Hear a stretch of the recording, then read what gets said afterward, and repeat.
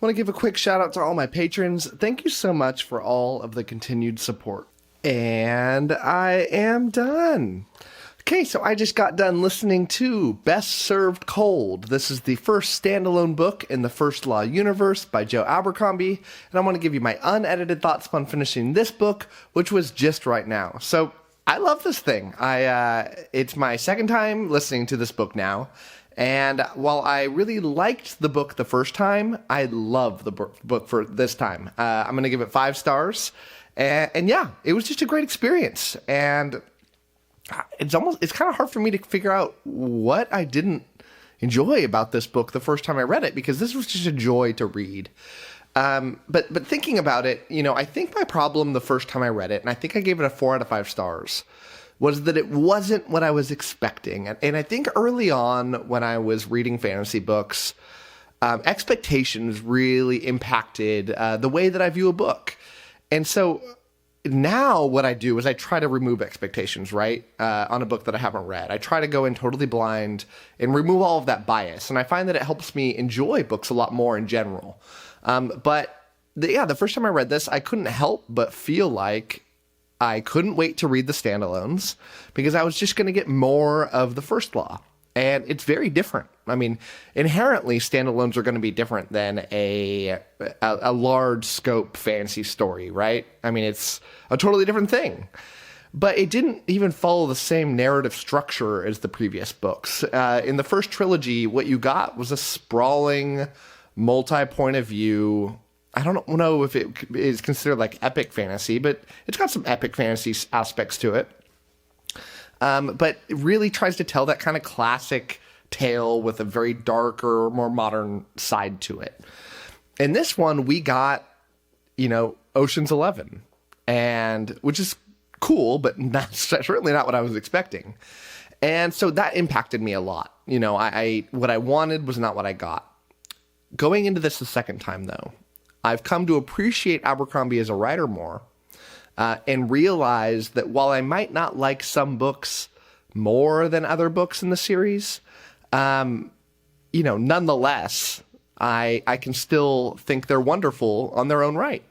And that's the case here. This is 5 stars, but I would say that it's not nearly as good as some of the books in the first trilogy, but there's different variations between 5 stars for me. But what I got here was just a joy to read, because what I like most about Abercrombie is not his plots. Now, I do enjoy the plots, but that's not where I get, the biggest amount of joy out of the stories. What I get the joy out of is, first, Abercrombie's writing style. I love it. It's just brilliantly done. And the way that he's able to put the words on a page just really jives well for me. 2, I love the really dark nature to these stories. I think they're wonderful stories from the way that you're supposed to write a more grimdark type of tale, where, there's not a lot of hope in the world. It's got very dark characters, but they're not dark for the sake of being dark. They're dark, and almost all of them are trying to be better people. Almost all. Some of them aren't. But they're failing. And I think that's what makes a great darker character. And Abercrombie's stories are filled with these types of people, especially in this book. And 3, I love the characters. And honestly, even though my favorite character in the First Law universe, it may be a couple of my favorite characters in certainly Sand and Glocta, but also Logan Ninefingers, they don't appear in the story. But looking at the whole cast, this cast might be my favorite cast, even beyond any of the original First Law trilogy books. They all work together so perfectly. And I think my least favorite character is the main character, Monza. It's just, they come together so well. So let's go over the plot a little bit of the story for those of you that haven't read this. The plot, basically, within the first chapter, you find out, and I don't want to ruin exactly what happens in it, but I'll say that this main character, Monza, ends up getting screwed over and by a group of men sitting in a room that make a decision that she does not like, and she decides to kill them all. But she doesn't decide to, set up a big party and kill them all. What she wants to do is go knock them off, assassinate them one by one until she gets the Duke, the Grand Duke. And she starts kind of at the lowly tier of the importance on that scale, and she just meticulously plans out these murders. And she gets together a team that's going to help her. And it's a team of, I want to say, at its height, because the team kind of changes in structure in the story, but I think it's probably like 7 people. And it's just this awesome getting the team together and just point by point trying to take these people out in very comical fashion. I mean, this isn't supposed to be a comedy, but there's a lot of comedic aspects to this and the way that this happens. The way the characters get along with each other or don't get along with each other is just absolutely wonderful. And you just go through and you see this rather predictable plot where when you read this and you find out what her plan is, you instantly know as the reader that she's going to end up being successful, that this book is going to be split up into a lot of different sub-books, essentially, where we have a little book dedicated to a murder and plotting it out and making it happen. They're all very different from each other, very inventive, very fun. Even though this is a dark book, it's just a whole lot of fun. And I love the way it's set up. Intermingled in this, so every time we go to a new area to go assassinate somebody, before that series of chapters, you get a chapter that goes back and tells the history of this main character, Monza, and another character, and their history, and how Monza got into the situation that she got herself into. And it serves many awesome purposes. I think the most important one is to show, without doing an info dump at the beginning of the book, it shows you more of this character and why you should care about this character and why they have the relationships that they have with some of the other characters in this book. But further than that, it also does this wonderful device at revealing important things about this character as they're needed to be known. So you'll learn something about the character, and then if you really think about it, and especially when you do this on a reread, the chapters you're going to read coming up, it's going to... there's a reason that we got told that backstory, and it kind of comes in. It's not too perfect. It's not too cute to make it all, tie that perfect little bow around everything, but it really is a nice narrative device. I've had problems with some books that do this device where they kind of bounce around in the plot, and I'd say, look, just go tell the initial plot and then go tell this one. But this one is just done masterfully. All right, so sorry about that break. Apparently you have to charge cameras every now and then. But anyways, where were we? So... the story would have been much worse if it were told chronologically, and I'm really happy with the way that Joe Abercrombie decided to tackle this thing. So I don't need to dwell too much more on the plot. Let's talk about some of the other elements here.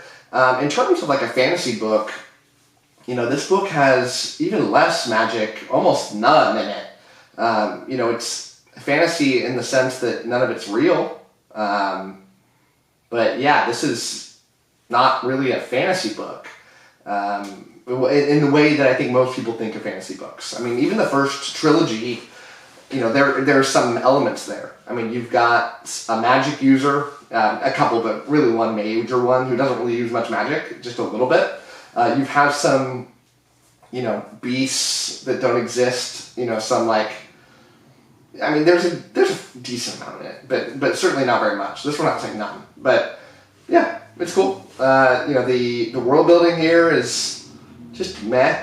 It tells a much more isolated story. We're not going around to, hugely different places. Everything just kind of feels very samey. But that's not the story that's being told here. I mean, we're getting a masterclass in character work. One of the characters in this story that is really turning into one of the all-time greats for me. Maybe my second favorite character in this entire series, behind 𝐶 𝐿𝐼𝐴, who it's just maybe like one of, if not the greatest character in all of fantasy, is the character Casca. I mean, he is just amazing. I mean, he was good in the previous books, but he gets such a central role here, and I just love everything about this guy. I love how gritty he is. I love his incredibly dark sense of humor, how he can turn all these negative things into a positive. It's just really beautifully done. I think one of the things that I don't remember from the first time I read this that really was evident here is even though you can kind of figure out the basic plot points that are going to be hit here as we go along, there's a lot of good twists in this as well that I really I honestly forgot about them And so it was a wonderful experience, having not read this for a few years and read hundreds of fantasy books in between, that my brain is not like perfectly attached to the story. I knew the basics. I knew how it would end up, but how to get there? I mean, there were even some character deaths that I didn't see coming and characters surviving that I thought were going to die.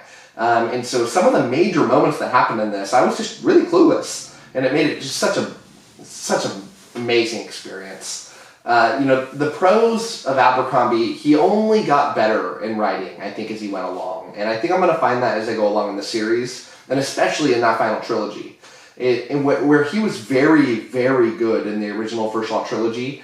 But it is just a masterclass. I mean, all the little ways that he plays with the English language are amazing.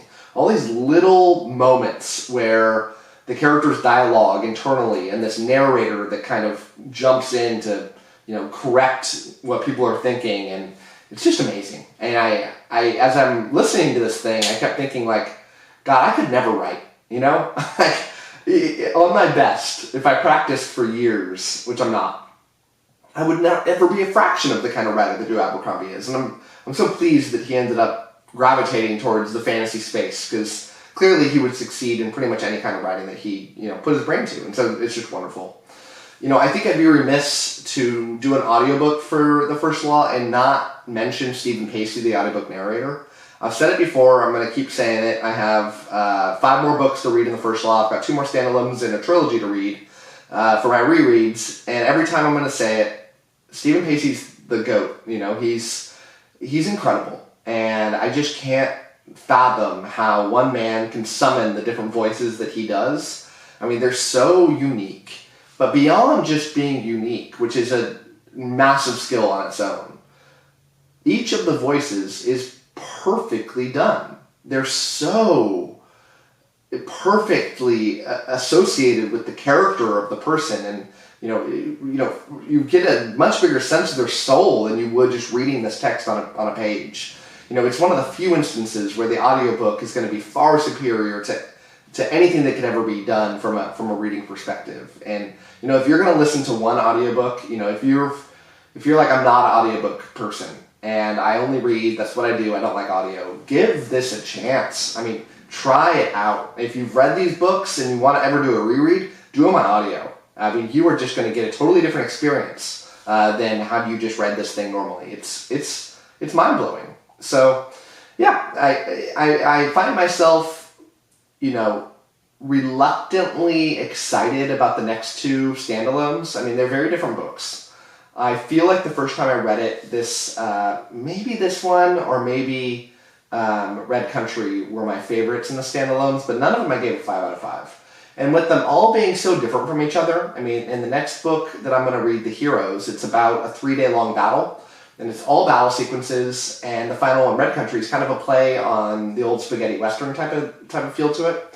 But I'm worried more about The Heroes than I am about Red Country. I think I'm going to end up loving Red Country on my second read, especially because it's a lot of Casca and another character that I thoroughly love from the original trilogy that I don't want to name here in a spoiler-free review. But in The Heroes, I almost feel like I should read it in physical format, even though I love the audiobook narration and I just got done talking to you about how much I love it. It was hard for me to follow the battle so much in the first time. I wanted to reference maps. I wanted to really pay attention and slow down on what I'm reading and visualize where everything is. I'm not going to do that. I'm going to do audiobook. I already own the audiobook, and it's so good that it'd be, I really want that narration again. But I really want to figure out a way that I can track it better and maybe take some breaks, and when I'm not driving, when I get to where I need to be, kind of reference what I've read, and I want to slow down a little bit and really take it all in so I can really get the most out of this experience. But yeah, The First Law is so good. It's so good. I mean, I declared earlier in the year that the Dandelion Dynasty had unseated The First Law as my second favorite fantasy series of all time, behind Malazan. And the more I read these things, the more I'm feeling like maybe I shouldn't have said that. Maybe The First Law really is my second, but we're splitting hairs at this point because they're both awesome books, awesome series. So I'm going to wrap it up there. Thank you so much for watching this review, and as always, happy reading to you. Thanks again to all my patrons, with a special shout out to my Ascendant tier and Librarian tier patrons: Anna G, CJ, Doust, Darren, Gregory, Jonathan, Nathan T, Nev's Book Channel, 𝐿, Ron Reich, Russell, Ryan L, Sydney Baker, Tahir, Anna, Andra, Blair, Brock, Evan, Fanixan, Harry B, Joe, Kat Mick, Maria, Michael Sugarman, Sky, TW57, Wacky, and Zion. Thanks for sticking to the end of this video, and if you want to watch some more content from my channel, click over here and I've got some good videos for you. Thanks so much.